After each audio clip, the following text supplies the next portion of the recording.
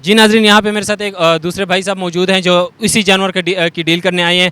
आइए हम इनसे जानते हैं कि वो इससे पहले कितनी मंडियाँ घूम चुके हैं और अभी तक वो किस मायार तक के जानवर के लिए वो पहुँचे और वो किस मायार के वो जानवर चाह रहे हैं। अस्सलाम वालेकुम सर। वालेकुम सलाम जी। क्या हाल है सर, खैरियत से? अल्हम्दुलिल्लाह। सर कितनी मंडियाँ आज तक आपने फिरी क्योंकि अभी तक 3 मंडियाँ देखी हैं मैंने, अच्छा। तो उसमें रेट ही इतने मांगते ज़्यादा हैं, लेकिन दे शायद मुनासिब रहे हैं।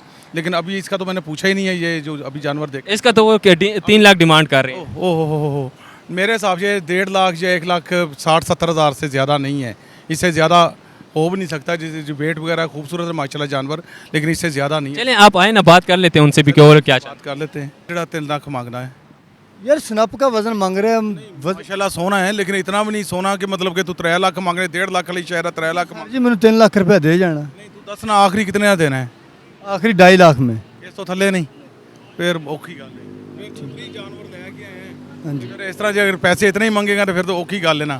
मैं तो जो किले पे उठाया मेरा किराया पड़ा, मेरा वजन वक्त से ये कितना वो थी 2.5 गड्डी दा भर के आया पंजाब। मानदा हो सी कितना 4-5 मान?